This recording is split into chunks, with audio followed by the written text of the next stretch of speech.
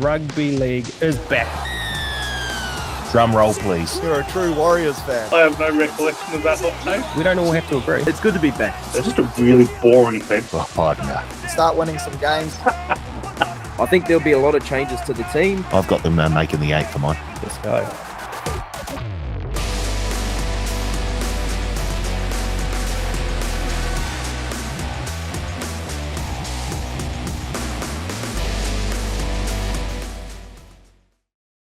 Hello, folks, and welcome back to the Advantage Line TAB's Rugby League Betting Podcast. My name is Karl Paul.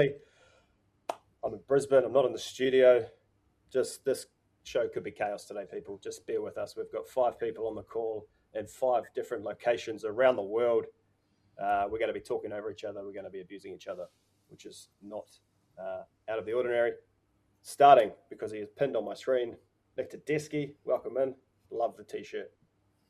T-shirt, proper official refereeing jersey here. You know, Greg McCallum, Bill Harrigan. It might be a little teaser for where we're heading in the good, the bad, and the ugly. And here's a hot tip: it won't be the good. And there he is. You can hear him. He's in studio. He's running the 1s and 2s today, so we might only last 1 or 2 minutes. Paul Mawade. Yeah, g'day, Carl, and talk about a Greg McCallum lookalike fair income. I tell you, he's a brother from another mother. This is sensational. We are very, very honoured to have Greg McCallum, the AI version, with us today in the form of Nick Tedeschi. Brilliant. And coming back for the 3rd straight week, Blake Ayshford. How are you, Aysh? I'm good, fellas. You have to fill me in. Greg McCallum, sort of. I saw Surly smirking as well. I don't know if he knows who he is. Maybe a bit before our time. I'm pretty sure he was the judiciary boss when you were playing, Ash. So. You probably knew him very, very well. And he said it last man in. First time on the show this year. Hopefully he's got some bets for us. It is the great man, Ben Searle from Surly Talk Sports. Yeah, I'm here. I'm sick of copping a hosing. I'm here. Greg McCallum, I thought T20 cricket. Brendan McCallum, what's the go here? But nah, I'm ready to talk some rugby league. Well, this will be more successful than baseball. That's a hot tip. Before we get into rugby league, fellas, last week or earlier this week, we discussed potential punishments for losing the betting segment of the podcast throughout the year. It got clipped up, it got put on social, and gee whiz, the punters haven't missed. Some of their ideas so far, I'm going to go through them. We've got a milk mile. Everyone knows what a milk mile is? No. The guys told me. Scull 2 litre milk, run a mile. Scull 4 litres of milk, run a mile. Not fun. Bronco, also not fun. 10-minute stand-up set, quite like that. What? What's that? Like stand-up comedy. Oh, no. I thought it was 10 minutes standing up. I'm not I was outraged by that. Bleach your hair blonde like Eminem and make a wrap-up for the punters. No, quite like that one. Bad idea. Like that. Wear the opposition team shirt and sing their team song. That's a bit weak. I quite like this one. The Mankini run down the Ellerslie home straight. No. I might start tanking so I can get a junket to Auckland. Nudie run, shave your head.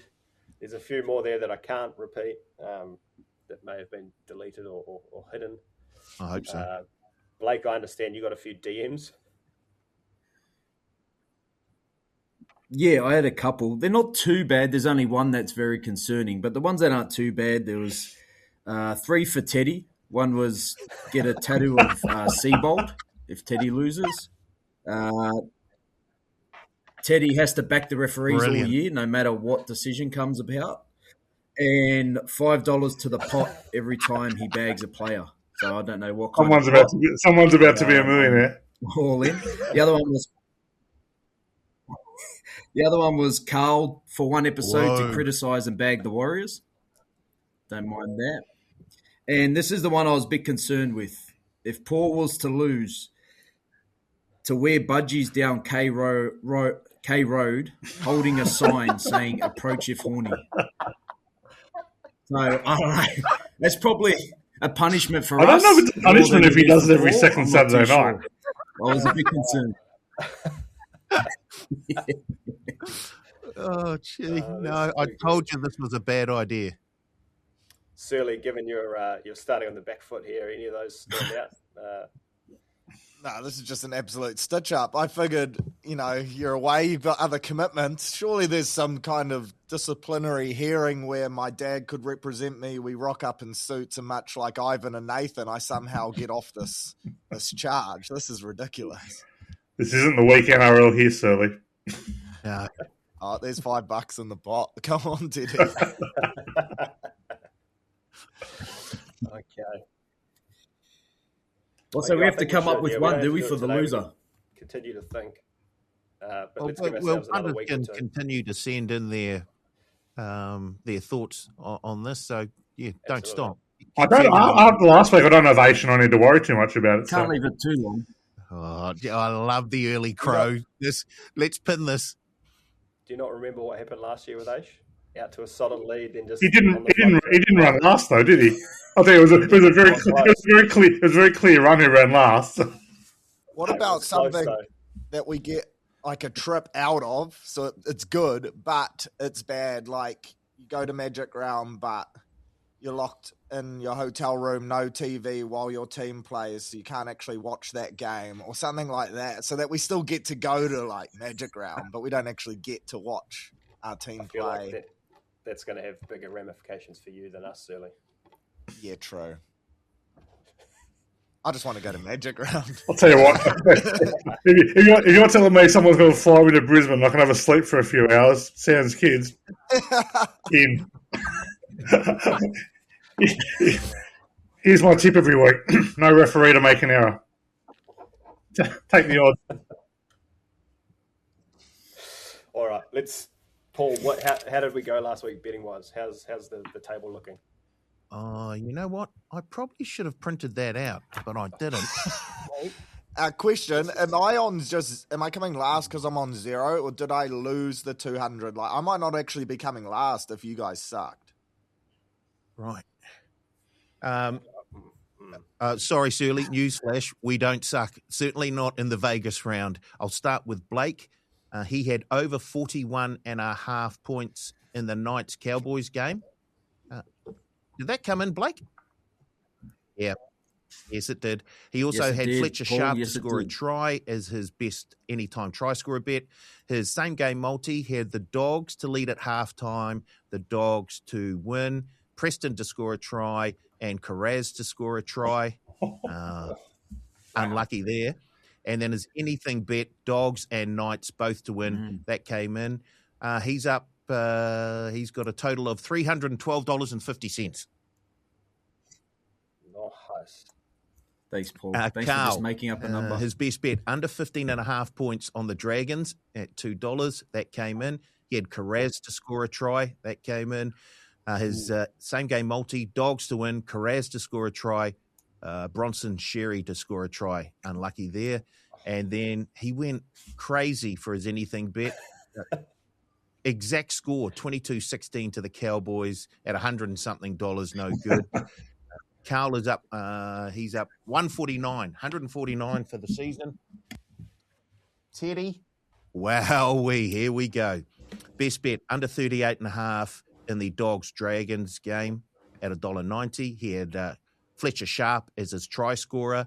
His same game multi, Dragons plus 7.5, under 36.5 points, and Preston to score a try at $13.05. And his anything bet was the Knights to win. Teddy is $637.50 for the season so far. And then me, I had best bet Knights to win, try scorer Preston. Same game multi, Knights plus 4.5, Dom Young to score a try, and Ponga to score a try, no good. And then anything bet, Ponga 2 tries, no good. I'm up 270 for the season. Wowee. This is a stitch up, man. It's a collective. That's more than $1,000. What a weekend for the fellas. Are you up 270, Paul, or is that the collect? That's the collect. That's the collect for everyone. Those totals were the collects. Yeah. Sorry. So Surly's on 0, not minus 150. He's on 0. Yeah. Oh, boo. I might be better to just not tip every week and just hope one of you guys tanks. Well, this is the benchmark, guys. If you're not on 1 week, get your picks in. If you don't, you're 0 for the week. Sorry, Paulie. I felt like I just got told off big time. You've been told off by Moati. That's something else. Yeah, it sucks. And it's like, let this be the example. I haven't heard that since primary, All right. Oh, good stuff. Good stuff. It's a good segue into the good, the bad, the ugly, the first one for the season. I'll kick off, fellas, because my good is maybe a little bit different to what everyone else is thinking, but I'm going to go with Preston's try against the Dragons, and more so than the try, Gutho's effort in trying to make the tackle when he broke the line. That really tickled me and really reminded me of sort of some of my efforts playing rugby growing up, and it was so funny. Just Guth, I'm good. You can have it, mate. The great French rugby league fullback Puel Bear used to say that the job of defending is for the 12 guys ahead of him. And he used to literally smoke cigarettes when he was at fullback, and then would just take kicks and catch kicks. So and Gutho's effort was very reminiscent of that. Yeah, it was funny. I liked it. Teddy, what was your good? The Zach Lomax situation. What an absolute win for rugby league. What an absolute kick in the bollocks for rugby union. And idiots who want to go to rugby union. Sorry, Zach Lomax. You signed a contract. You forced your way out of the Dragons. You survive a season at the Eels. You want to go chasing cash. I'm never against anyone chasing cash, but you are going to do it, and when you force your way out, you're going to adhere to the rules of that force out. And the Eels, unlike every other rugby league, unlike the NRL, PVL, who I've generally been a big fan of, he's only a human. He's only a human. Well, guess what? He's a human who signed a contract to say he's not going to play for another club. And I'll tell you what, the Storm must have had some bad laundry to air for them to have agreed to that deal. But they've paid $750,000 on for nothing. So,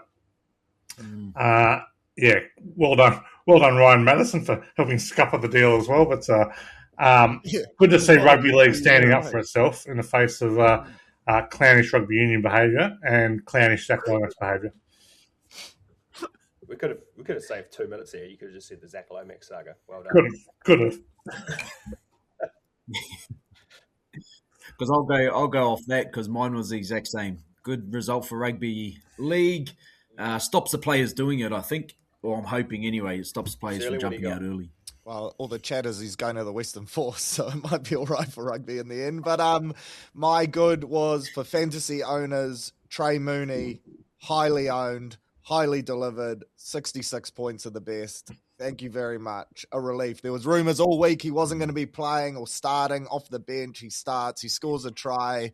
There's videos of him in his hotel room in full UFC get-up, shirtless, running through his UFC fight routine as well. He just seems like an absolute weapon. Certainly my type of operator. And boy, did he deliver for Surly Soldiers. So shout out to Trey Mooney. Paul. I'm going to go Fletcher Sharp. I thought he was the most dominant player on the field for the 25 minutes that he was on the field. I thought he outpointed Dylan Brown. He scored a great aerial try. And I thought he was a nuisance for the Cowboy defense every time he touched the ball. Obviously, he should have been taken off prior to, was it Helium Lukey scoring his try? But he was just absolutely dynamite. And Helium. Did you call him Helium? Sorry, Paulie. he can float. He gets up like a helium balloon, doesn't he? He gets up. Shit. I can't let you slide this year. There's going to be many more slip-ups. That was good. I'm going to bring some helium balloons into the studio. Oh, we're going to go through the team lists. It's so good to be on a podcast with our very own Blocker Roach. The pronunciation of names is elite. From Greg McCallum to Blocker Roach, I've made it. Fletcher Sharp. Good. My bad. You know the sound that when the teams score a try and Fox has got the sounds loaded up of all the teams? I don't know if it's because the Knights scored 4 tries total last year and I didn't see any of them or what, but they scored a few tries. Paul, can you press the button, play the sound?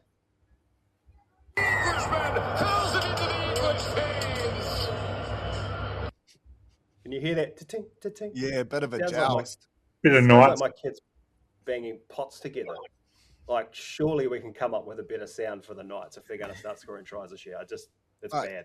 Have you heard the Cowboys one? It's like Woody from Toy Story saying "yeehaw." It's so embarrassing as well. Yeah. I heard that too many times on the weekend. Didn't like it. Teddy?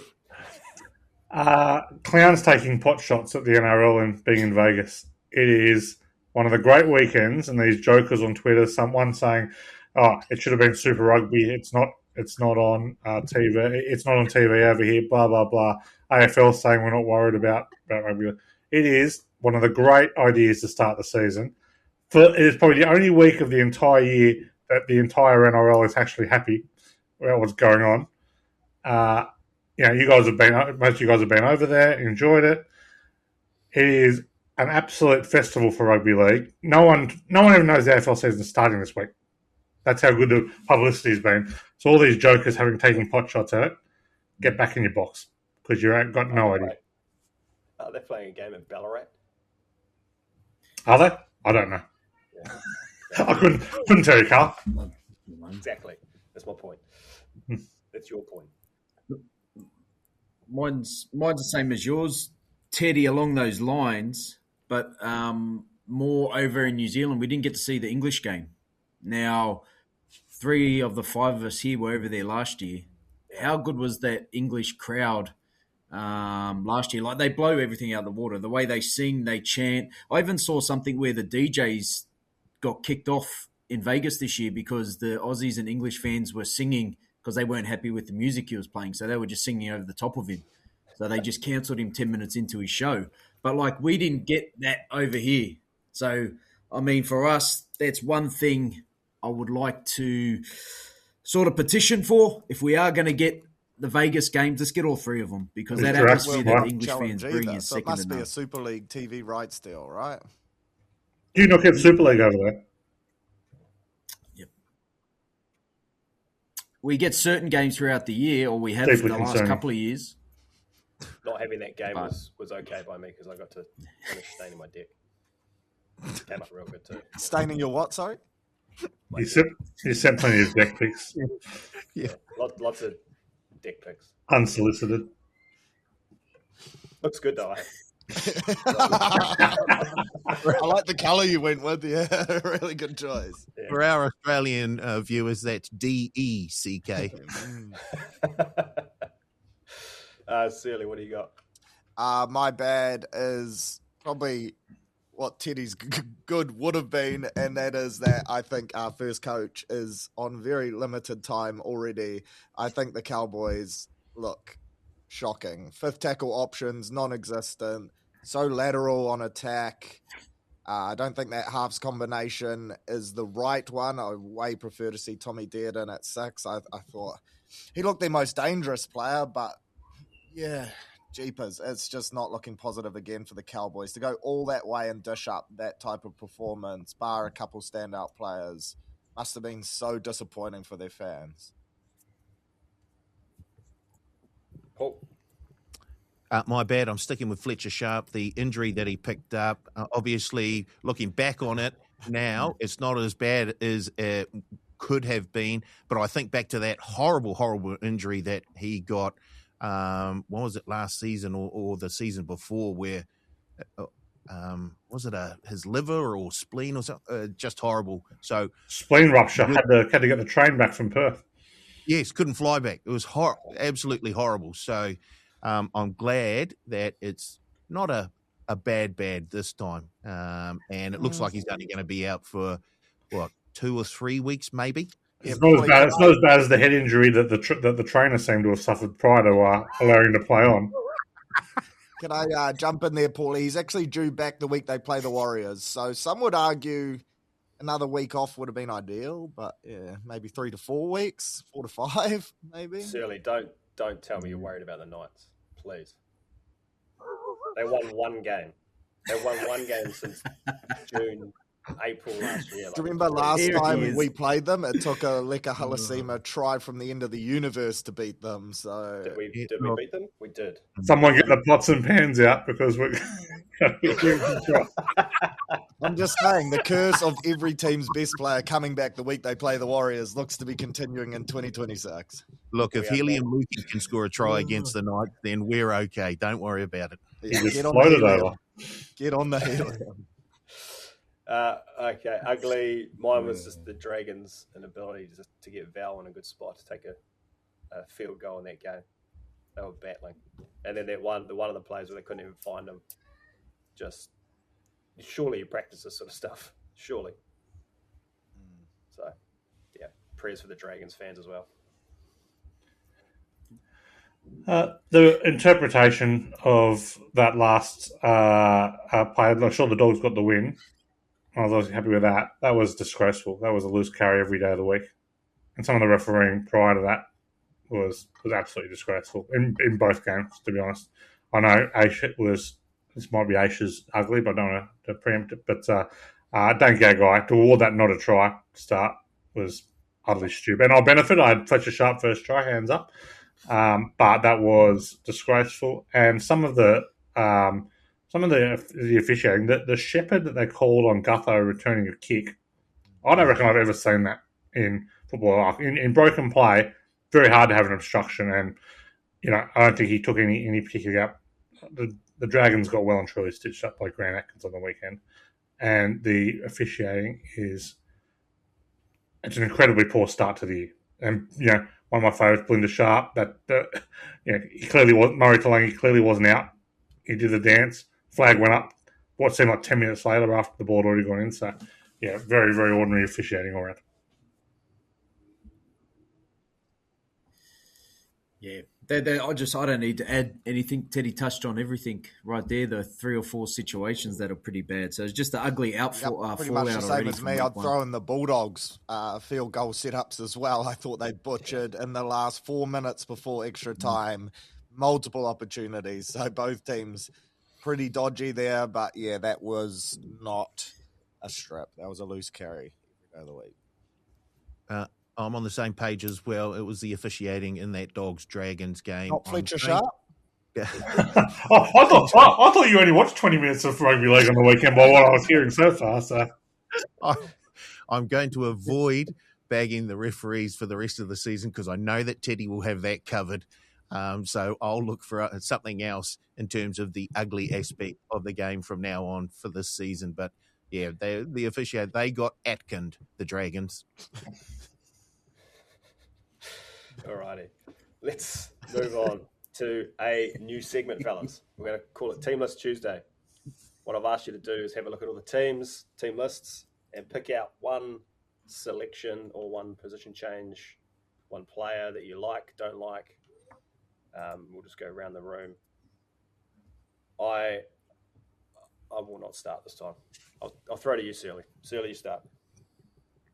I will go with Moses Leo starting in the centres for the Melbourne Storm. Played the majority of my life against him. He's a good Westlake lad. Unfortunately, went to Takapuna, and I'm sure he regrets that decision. But then NZ Sevens, now with the Melbourne Storm. He's had a horrible run with injuries, and probably the biggest beneficiary of the whole Zach Lomax deal, the Xavier Coates, Achilles as well. There was chat he was going to play on the wing. They've moved Nick Meaney to the wing. He's in the centres. And I'm just really excited to hopefully see him get a solid crack now of a few games on the trot, because he's an incredibly talented footballer, strong, fast, athletic, and I think he will really suit that Melbourne Storm style of play as well. So I'm really keen to see him get a good crack and a great cheapie to have in your fantasy teams. That's all that cares. That's all I care about. Blake? Mine's probably benefits the Warriors. In the sense when I looked at the team, I expected Connor Watson to be starting at number 9. If he wasn't starting at number 9, I expected him to start at number 13. I think Connor Watson's an 80-minute player. He's got energy that goes for 80 minutes, and when he'll probably only be used, let's say he'll probably come on for Benai Aielu, who's been named at hooker against the Warriors, who is a good player, but I just think that's an area that the Warriors can target earlier on in that game. And, you might not see Connor Watson. He might only get 50 minutes. So I think the Warriors have the advantage to start the game if they target the young kid who's from New Zealand.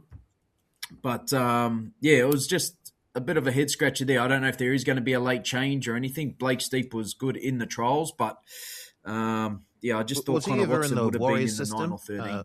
Benny? I'm not too sure, to be honest, whether he was in the juniors. I know he is from New Zealand because I did a call last year and they said he was from South Auckland, I think. Okay. Teddy, do I dare ask? Oh, you dare not. I have no idea what Andrew Webster's thinking playing Dallin Watene-Zelezniak ahead of Alifiana Khan-Pereira. Khan-Pereira, fastest player in the NRL. Numbers around Dallin Watene-Zelezniak, which I know you all know because I punched these out for you yesterday. When DWZ plays, Warriors win at 39%, cover at 41%. When he's out, they win at 54%, cover at 56%. Now, I understand if there's no better options. There's both Tame Tuapiki and Alifiana Khan-Pereira. DWZ should be fourth in line at best for the wing and probably dropping like a stone. Ridiculous decision. Paul, what do you got?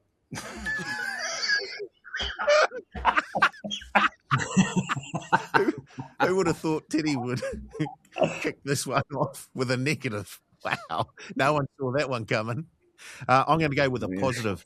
I like the fact that Sam Healey has been selected at 14. He'll bring a whole heap of energy off the bench, and he is a more than capable replacement if Wade Ingham were to pick up an injury. He's got a bit of versatility about him as well. You can play him off the back of the scrum if you needed to. He'd tackle all night long. And he has a wonderful turn of foot over that first 5 to 10 metres. So he could break open opposing defences. So really like the selection of Sam Healey at 14 for the Wars this Friday night. Nice. I knew someone was going to take that. So I am going to go the backlines for the Dolphins and the Bunnies. Hammer at fullback. We discussed last week whether or not he'd be in the centres fullback. Latrell in the centres. I think it's two very good looking backlines. I'm looking forward to watching that game. No, I thought someone would have went Matty. No, apparently off a broken foot Cup this week instead of in the. So didn't do any of the trial stuff. Okay. So yeah, it's different. You see people not play trials, perhaps and that's the reason I suppose international players get a start. But maybe we won't go there. I also Let's move on. Also want to note that we got a great little moment coming up in that Dolphins game that you just mentioned. It's the next Kyle Flanagan's about to make his debut. Brent Wolfe, the next little bit of nepotism coming through. Everyone trying to get the next Ivan Cleary. Kurt Donahue won't play. Is the male out of the Dolphins, and Brent Wolfe will start at hooker. Christian Wolfe's kids. So how many coaches' kids will that be in the NRL to have played? Current coaches, there's a fair few. I think we're looking at another Jed Stewart, Kyle Flanagan, not another Nathan Cleary. Well, you said that about Nathan Cleary when he started out, so this kid's going to be one of the greats. I just can't wait until Teddy Jr. starts to referee rugby league games. It'll be you. He'll get the same grief that the rest of them get. All right. Next one, let's go stat man. We're going to go around the room. Again, I've asked you all to bring a stat that you like. And then Teddy's going to give us his best stat of the weekend. We're going to decide if we like it or not. We'll keep track of Teddy's stats, see how they go, because he does have a lot of good stats, betting related and otherwise. I think I misread this one, Carl. I've got a stat for every game. I thought that's what you wanted. No? Yeah, I've skipped that part, but yeah, let's do that too. Surly, what do you got? Yeah, mine's pretty boring. I feel like it gets brought up every year, but the Melbourne Storm chasing their 23rd straight round one victory is just insane. And I back them to pull that off this week in what is going to be a fiery clash. I'm looking forward to that one. But yeah, I think the Storm make it 23 on the trot. And in today's day and age with the competition so tight, that is a pretty phenomenal stat. What do you got for that game, Teddy? The Eels went 58% with Mitchell Moses and 32% without him. So, no real surprises there, but pretty key inclusion there. He has missed 5 of the last 6 games against the Storm team. Okay. Blake, what do you got? Mine's the Sharks Titans. Now, I went back the last 16 years, round one matches the Sharks have played. They've only won 3, lost 13 round one matches. So they've had 8 at home, 8 away, and they've only won 1 of those games at home. This week they're at home against the Titans, who are $3.70. As mentioned last week, I'm not big on the Sharks this year. I think they missed the 8. And I think they could start with a loss at home against the Titans. So Titans 370 or plus 11.5 is a good spread there too at $1.90. So don't like round one, the Sharks. Yeah. Stat to agree with you there, Blake. 6.5 plus underdogs in round one, cover at 69%. Backing those teams head to head, plus 103% profit on turnover. So you want to back big outsiders round one. Yeah, and the line Titans is 11.5. That's crazy. Okay. I'll go. I've got a couple. I might save one.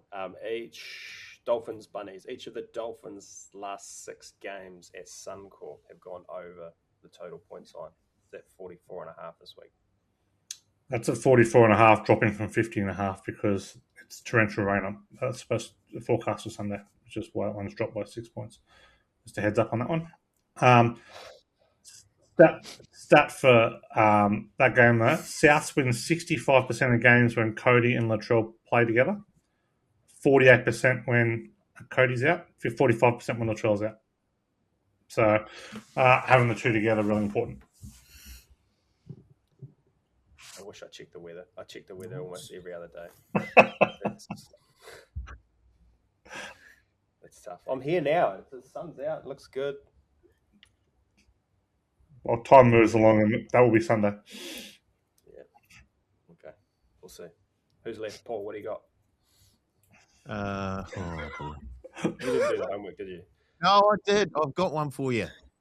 Every time Fletcher Sharp does a PCL, Making it up.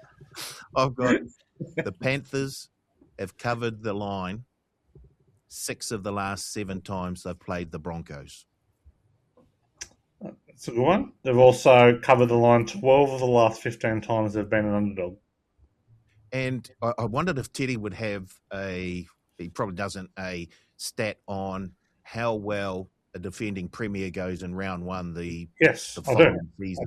Oh, 5 of the last 9 defending premiers have lost in round one. Of course he does. Can I add one to that? Reigning premiers have lost each of their last 3 matches played in March.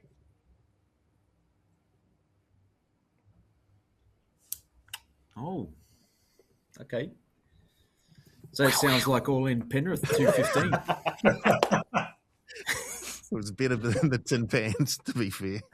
I'll give you a couple other stats for games we haven't touched on. Warriors, Roosters. Trent Robinson teams covered just 36% in round one. So not fast starters, the Roosters under Robinson. And maybe one of my favourites for the week, Manly against Canberra. Ricky Stewart has covered 13 of his 14 round one games. One and covered 13 of his 14 round one games. So he's fast starter. Stat of the week though. Rounds 1 to 4, when a team travels interstate, the under hits at 78%. Every game has an interstate traveller this week. Unders. Big time unders. So you tell me unders. Okay. Good stats this week, boys. Yeah. Nice work. All right, let's go into sort of some light touch game previews. We're going to do Storm Eels, Warriors, Roosters, Broncos, Panthers, Dolphins, Bunnies. Just real quick. Storm $1.46, Eels $2.75. Anyone got anything they want to add to this game? Obviously, a bit of heat between these two teams, given what's gone on the last few weeks. Yeah, just a note on favourites in round one. They only cover at 41%. Obviously, Bellamy's record. Storm have dominated the Eels over the last little bit. Eels have covered just 4 of 19 off extended rest, so it's not a great start to the season. Just 8 of 25 in a state. But I suspect this line's a little big with all the changes at the Warriors. With all the changes at the Storm, they are missing, not only are they missing players, it was very disruptive how they left. No one saw the Pap retirement coming. Eli Katoa, obviously no one saw that coming. Trent Liero is out hurt. The whole Lomax saga has been a massive distraction. I think they would have probably expected to have him there this week. Xavier Coates out for the year now as well. So they're not a team stacked with depth anyway. So I actually don't mind the Eels plus, along with all the unders, which I'll be backing in every game this week. That line is 5.5 for anyone that cares. Drifting back out as well. It kind of opened up at 6.5, got into 5.5, but after teams were named, looks to be, I think the plus 5.5 is $1.96, $2. So I wouldn't be shocked to see it get to 6 again. Yeah. Anyone else got anything on that game? Just Harry Grant, 8 tries in his last 7 games against Para, $3.60. I think that spine or the big 3, I should say, is more important to Melbourne now than they have been in the last 5 or 6 years. So expect those 3 to really show up, and Harry Grant seems a good shout for a try scorer at some value. Great. Far along, no slouch. He's a good player. No, he is. He is for sure, but inexperienced, right? And I think they'll lean heavily on those 3, especially without like a Xavier Coates kick target and things like that as well. A lot of those custom Melbourne Storm go-to plays with a second rower that's pretty dynamic, things like that. They're a bit lighter on troops this year, as Teddy said.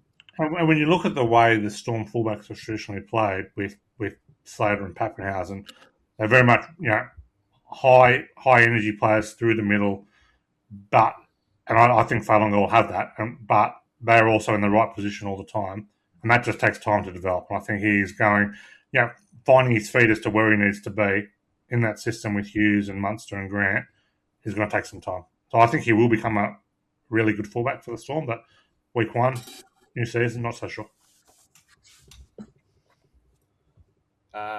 Cool. Next one. Warriors, $2.55. Roosters, $1.52. The line is 5.5. Total, a measly 39.5. Who wants first crack at this one? Off you go, Teddy. Yeah. Absolutely love the Warriors in this one. I mentioned the Robinson stat earlier. Home underdogs of 4 or more in the first 4 weeks cover at 66%. So natural starting point was with the Warriors there. They've covered 60% as an underdog the last 4 years. Covered 12 of 16, getting 4 or more points. Just a very, very reliable underdog who are generally underrated by the market. Covered 7 of 10 amounts smart as an underdog. And the Trent Robinson stat, covering only 36% round 1. They don't usually show up round 1. Interstate favourites in round 1 cover at just 38% as well. So very, very keen on the Warriors and the under as well. The under in night games, 73% in round 1 the last 4 years, 69% in round 1 full stop. So under's gone at 4 the last 5. Shit, Teddy's stats have set the building on fire. Hang on. No, the fact that he's back in the Waz, that's They're coming for it. That's the clip this week, fellas. We got the clip. We got it. Warriors great. Warriors are sensational bet for me, even with some curious selection decisions. Hang on. Whose building's on fire? Yeah. It's me, and it's still going. I'll chime back in shortly. You best believe I ain't leaving, though. It's the Warriors preview. I'm staying in. They're saying evacuate. I ain't going. I feel like legally I have to tell you can go, Sterling. Oh, but we just got to the good part. Warriors 13 plus. I'll be back soon.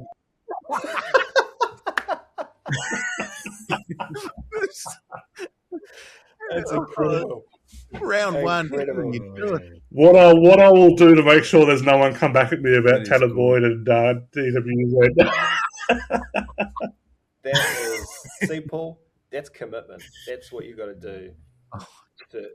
Surly stays through a fire. Mawadi can't rock up on time.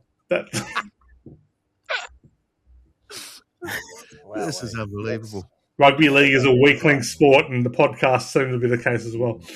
Just, hey, what are we going to do if we start seeing flames pop up on Surly's screen? Like, do we boot him out of the? We'll give him a 0 for his tips this week. That's what we'll do.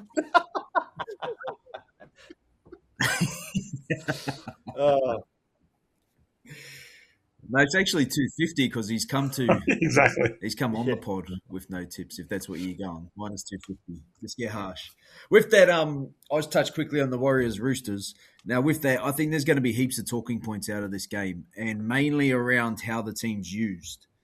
Now, if we go to, I already touched on Connor Watson and their bench and how that's used. But if I go to the flip side, the Warriors, I love Jacob Laban in a second rower. To me, he's an 80-minute back rower, though.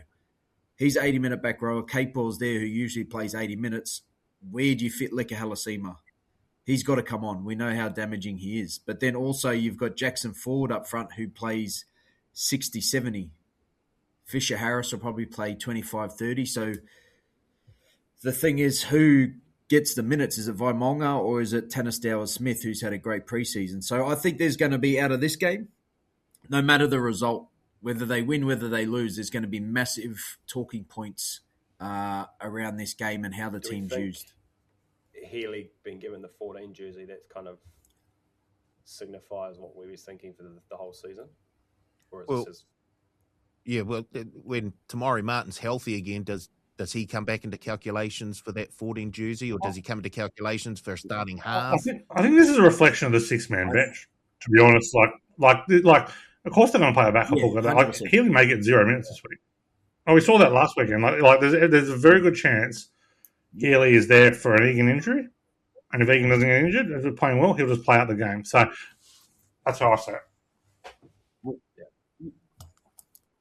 Yeah, well, I'm 100% behind you there, Teddy. If you look at the Dragons game, that kid that came on, Vingai, he wouldn't have got on, I don't think. Well, I don't know, but I'm pretty sure he wouldn't have got on if Setu 2 didn't get injured. Or Moses Sully didn't have the head knock. So the six-man bench, I expect Healy to be there. And he will play some big minutes and some 0 minutes. Yeah. Teddy, would you have been tempted to throw Cleary in there somewhere? Yeah, I would have been tempted to throw anyone in there at halfback.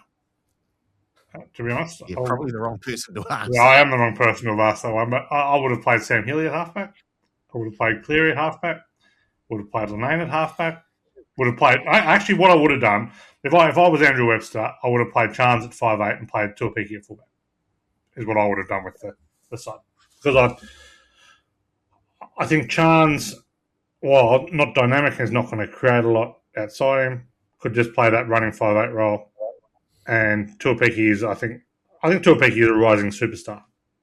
So I would have been tempted to play that. You're going to get with Tanner Boyd, and I think it's pretty limited. Well, these are all positive questions for the Wars, though. The fact that it's who to leave out as opposed to who do we put in. We talked about preseason, right? Like there isn't a team. There might be teams with great depth, but there's not a more even team in the competition in terms of, from top end talent to the bottom. I think their floor is very, very high, the Warriors, with their roster depth. More important, though, still talking Warriors and Sterling's back. I just heard you guys are still going. I was like, what did I miss? This is great stuff. Are you okay? Yeah, I can confirm the building is still standing. We're good to go. Trial evacuation. What a waste of time. Turns out I meant to have a vest on that says Warden. Don't have one of those. I'll send you mine, Sterling. Yeah, cheers, Paulie. I knew you'd have one, mate. It's similar to Teddy's top, to be fair. Quite high vis. Yours says inmate, Paul, not warden. Yeah, I'm concerned if I'm in the same building and you're our firewater pool. I'm not. Yeah. Apparently, even if you've got the vest, you're not allowed to take the lift down to the bottom floor. You got to go to the top and then walk your way down, make sure everyone's out. Surly, you want to add anything to the Warriors? We covered Healy, covered the bench, covered Tuapiki, covered the Warriors going to win. It sounds like you've covered it all very thoroughly then. Yeah. Just famous win, Mount Smart. Can't wait to be back. Been way too long, 174 days by the time we kick off since we've last been there. And you best believe I've been like a kid with an advent calendar, eating a chocolate a day till we get back there. Fired up, mate.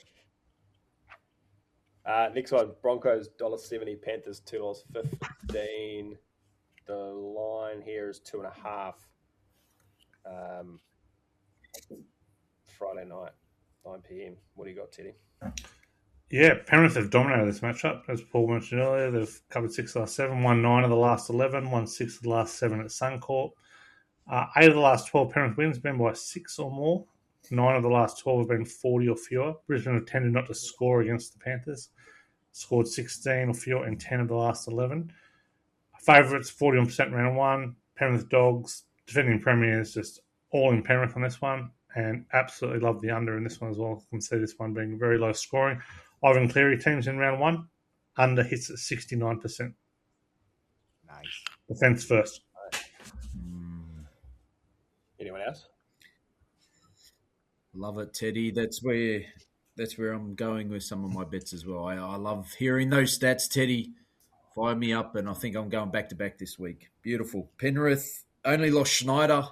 They've got an outstanding team once again. They're going to keep that form going from the back end of last year. Liam Martin thing worries them. I guess with Sorensen and then you still got Papali'i on the bench, it's easily covered because of the quality of the roster, but I'm sure they would have loved to have had him for round 1 as well.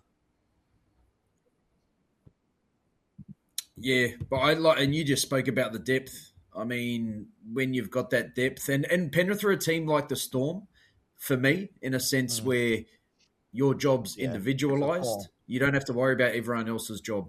You go out there, you do your job, and the rest will take care of itself. So that's how I see Penrith. So I think anyone slots in. Cool. They're a style you of would play love to have Liam Martin. Not anything else. Cool. Next one, Dolphins. Rabbitohs. I'm just looking at the weather to see if Teddy was right. He is. Well, I don't know whether I'm right or not. It's whether the market's right. It's gone from 50.5 to 44.5, and it's about as big a move as you'll ever see in a total. So, Dolphins $1.87, Bunnies $1.95. The line is 1.5, and the total is now 43.5. So it's coming down. Mm-hmm. Yep. So I mentioned this earlier. Mail out of Dolphins is that they are down to their 4th choice hooker. Of course, Jeremy Marshall-King's hurt. Max Platt's hurt. Kurt Donahue named. Kurt Donahue unlikely to play. Brent Wolf will debut hooker. So that's got to be a concern for the Dolphins, who have had a pretty torrid injury run the last 2 years, and that injury run is continuing. I'm very keen on the Dolphins this year, but I'll be all in Souths in round 1. Wayne Bennett has a good record round 1, covered 9 of 15 in the opening round. The Dolphins were very slow starters last year. If you remember last year under Christian Wolf, they were, I think, 0-4 and got roundly flogged in their first 4 games, and it was under severe pressure. So never really recovered from that. Not a good day team either, the Dolphins. Covered his 8 of 24 day games. The Latrell-Cody combo, super important there. Actually love Ashton Ward at halfback on that team too. I like the way he digs into the line, just opens up some space for those outside. I think if he just keeps digging into that line, I think he's just going to be a real beast there. Dave Feeder, I thought, looked really good in preseason. I don't know if Trinity Clubs had a better preseason than South. Like, no one saw that Dragons win coming, and then they were pretty dominant against Manly. Backing Souths and the under, interstate, round 1. Souths was under day team. I think this total could get down to 40.5. So I'll be backing I'll back the under.